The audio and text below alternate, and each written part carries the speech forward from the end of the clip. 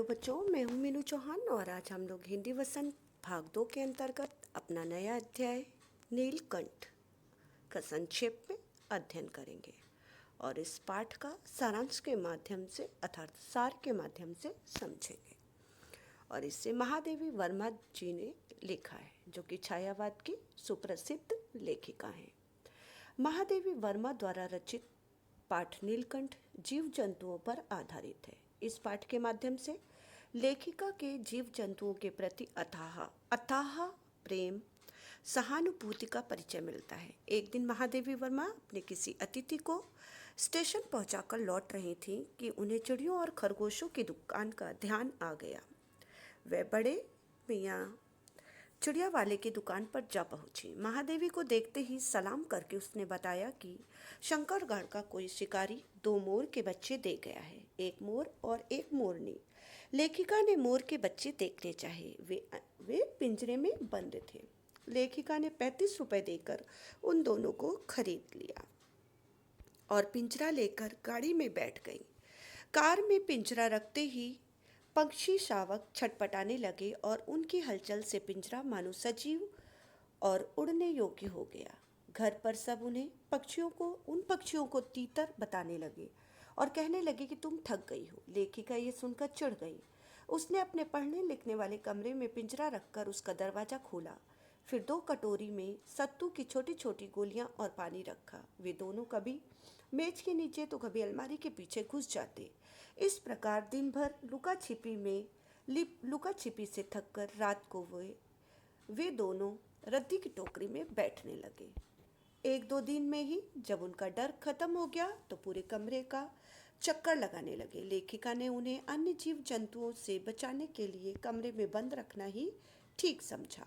बड़ी कठिनाई से एक दिन महादेवी वर्मा जी ने इन पक्षियों को दूसरे जीवों के साथ चली घर में पहुंचा दिया, जहां अन्य पालतू पशु रहते थे। उनके वहां पहुंचते ही हलचल मच गई। कबूतर, खरगोश, तोते सभी उनके इर्द गिर्द जमा होने लगे। उन्होंने नए मेहमान का स्वागत वैसे ही किया जैसे परिवार में किसी नववधू का होता है। धीरे धीरे मोर के बच्चे बढ़ने लगे। मोर के सिर की कलगी सघन, ऊंची और चमकीली हो गई। चोंच टेढ़ी और तेज हो गई तथा गोल आंखों में नीली आभा चमकने लगी। नीली गर्दन पर धूप छाही तरंगी उठती गिरती प्रतीत होती थी। लंबी पूंछ और पंखों में इंद्रधनुषी रंग झलकने लगे। उनके रूप आकार में निरंतर परिवर्तन होने लगे। मोरनी का विकास तो उतना चमत्कारी नहीं था, पर मोर की सहचारणी होने का सबूत देने लगी। मोर की गर्दन नीली होने के कारण लेखिका ने उसका नाम नीलकंठ रख दिया और मोरनी के सदा उसके आगे पीछे घूमते रहने के कारण उसका नाम राधा रखा। लेखिका कहती हैं कि अपने स्वभाव और संस्कारवश नीलकंठ स्वयं जीव जंतुओं का सेनापति और संरक्षक बन बैठा। वह सबका ख्याल रखता और अगर किसी ने गड़बड़ की तो उसे दंडित भी करता था। खरगोश के छोटे बच्चों को वह चोंच से कान पकड़कर उठा लेता था। वह जीव जंतुओं से बहुत प्रेम करता था। एक बार सांप न जाने कहाँ से जाली के भीतर आ गया और छोटा खरगोश उसकी पकड़ में आ गया, तो खरगोश ने उस पर वार करके खरगोश के बच्चे को बचाया तथा रात भर उसे पंखों से गर्मी देता रहा। राधा ने जब तक दूसरे साथियों को सूचित किया, नीलकंठ सांप के टुकड़े कर चुका था। मोर एक कला प्रिय वीर पक्षी है।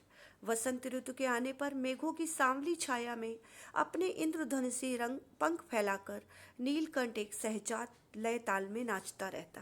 राधा उसके समान तो नृत्य नहीं कर पाती थी, पर उसकी गतिविधियों में भी एक पूरक लय ताल का परिचय मिलता था। नीलकंठ यह जान गया था कि उसका नृत्य लेखिका को बहुत भाता है। वह नृत्य लेखिका के जाली घर के पास पहुंचते ही अपना नृत्य आरंभ कर देता था। लेखिका के साथ देशी विदेशी भी होते थे। कुछ विदेशी महिलाओं ने उसे परफेक्ट जेंटलमैन की उपाधि दे डाली। नीलकंठ लेखिका की हथेली से बड़ी कोमलता के साथ चने उठाकर खाता था। वसंत ऋतु में वह जाली घर में रहना पसंद नहीं करता था। नीलकंठ और राधा की सबसे प्रिय ऋतु वर्षा ही थी। मेघ गर्जना के साथ उनका नृत्य प्रारंभ होता और वर्षा की रिमझिम के साथ नृत्य का वेग भी बढ़ता जाता। इस सुखद आनंद का अंत करुण कथा में हुआ।